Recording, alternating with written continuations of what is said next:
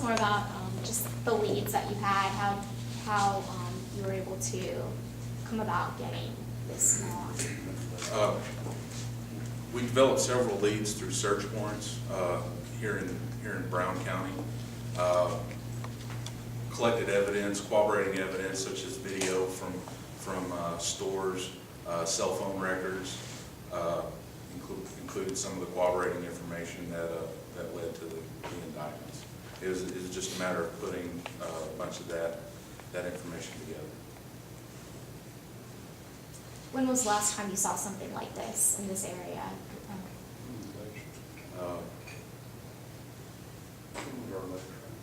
Last roundup was in August of last year, I believe, and there was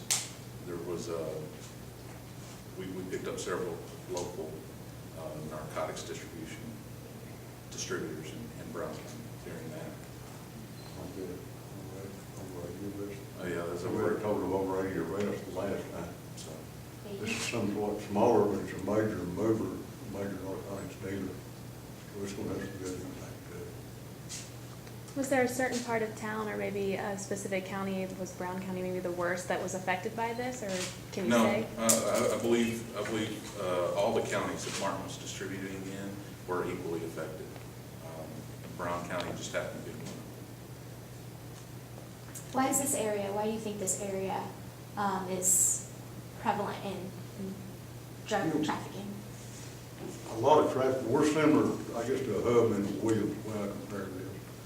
You know, all roads lead into this. A lot of these narcotics come from Mexico, go up into the Metroplex, and end up back down here being distributed here at various other locations. I don't think we've got the world's biggest drug problem in Brown County. Maybe we're extremely aggressive the way we address it. And we don't want people to know we're aggressive. And I think every county in the state of Texas, or probably the whole United States, has got drug problems this time. That's almost within society itself, not just this area. But we do have our fair share. Yeah. Were there any arrestees that you feared could be violent or harder to apprehend? We had to take one down out of Vernatic, and got him down, and I believe that's the only incident I'm aware of. It's the only incident we had in making the arrest. Some of these had some pretty rough criminal histories. Can you kind of talk about the 1.8 pounds as far as an amount? What does that mean to, how much, in terms of what that means for the street, how much is that? I mean, is that going to make it, you understand what I'm asking? I'm not Aaron, sure. can you do that math real quick? Can you do it 120 pounds? Well, you figure a gram, which is about equivalent of an equal packet. 1 gram is equivalent to $100. So if you want to do a financial figure on it, there's 28 grams to an ounce. So if you do 16 ounces to a pound, and an 8, the other figure, you're talking probably $10, $12, $14,000 worth. So, and that's depending on whether it's cut. A pound, and 1.8 pounds of methamphetamine can be diluted. That can be stretched out to probably 2 or 3 pounds. So you're talking about $15,000, $20,000 potentially in sales. So it's a significant amount. What kind of an impact do you think that this is going to have on the area for people that are still out there involved in drug trafficking? How major is this? I feel like it's going to have an impact, and I would call it significant. But in a short time, somebody else is going to step up and basically take their place. We're going to start again. That's just part of what we do and part of what they do. Our hope and our goal is that it will have a profound impact and that we can affect other crimes in the county. We will show, in fact, we've shown some reductions in the crime rate that we contribute to our narcotics enforcement. These are theft cases, assault offenses, various assorted through criminal or uniform crime reports showed about 21% decrease in some of these other crimes. And I feel like this is part of this. I can't say it's all of it, but I think it affects a lot of collateral crime. Any leads on the still at large or? Well, we're still working active leads on each one of them. We anticipate having them in custody fairly soon. We still got some officers out working on this, which way. And possibly some other lady that may lead to something else also. And is there a specific area this all took place in Brownwood? No specific area. It was spread equally throughout the county. No specific street or name? That's good. Where did the arrest take place? At different residences throughout the county. We tried to catch most of them at their residence this morning. Some of them we had in custody, and some this morning started. But we tried to get already enough in the morning before they're moving around like they're arrested.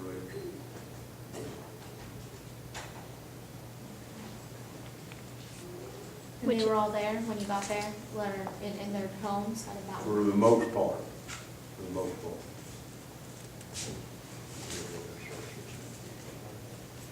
This one, 3 local, and then a total of 5. We have land passes involved in this. San Saba Sheriff's Office was involved in this. Their officers here. We all started at the same time. I'm well pleased with the results we've got at this point. It won't take us too long to close the others up and find them all.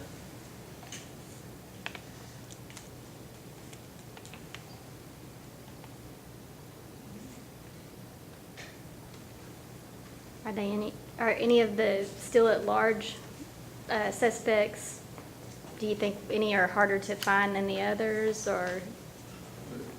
There may be 1 or 2 harder to find than the others, but we've got active leads on them. Great. As fast as stuff gets around now on social media and so forth, is it hard to keep this under wraps while you're, once you start one place, it seems like within 5 minutes, the whole world knows about it. Is that hard to? At the time, we try to hit this, we're doing enough of this simultaneously that we can kind of beat the word on the street. That's why we get so many arrests and so many officers involved. Because we know it's going to move fast. And of course, as we put it together, we're pretty guarded about letting information out. And so we've been pretty successful with this so far. So I don't think that's hurt us as much as you think it would. And when we develop our arrest teams, we prioritize the defendants that we go after first. So that's taken into consideration as well. If you didn't already say this, how many officers altogether were involved in this morning? About 35, I think, is what I had. From multiple agencies? Multiple agencies. I would attempt to name off the agencies, but in Brownwood, I'd leave someone out if I'm going to think. But it was almost all law enforcement agencies from within Brown County and DPS and Parks and Wildlife, game wardens. We utilize all the officers available in here, and this is something we normally do. We've got good working relations, and we want to keep them. The 3 non-narcotic defendants, anything you can say about them? One of them is a result of an investigation that I believe started with Callahan County, in reference to a school teacher, I believe, in Point. And I can't get into any details on it, but it's speak of which is way. So Brian, this subject here was failed arrest for a sex offender.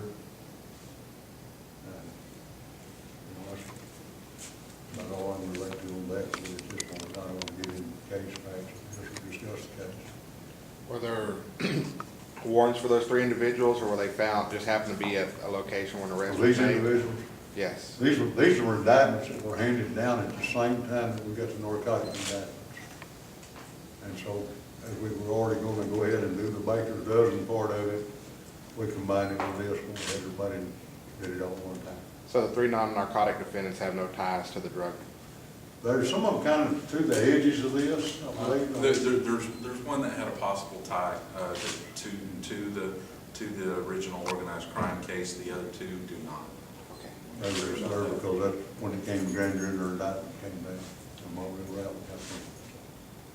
Were there any patterns of how, in terms of distributing the drugs? Were there patterns, how methods that were? Each one had their own method of distributing the drugs and method expensive packaging and such.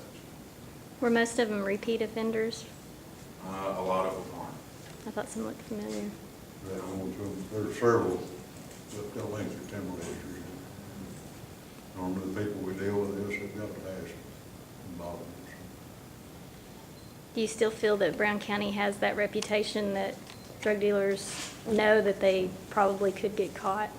We want them to know that, you know, we go to great lengths to tell them we don't want you here.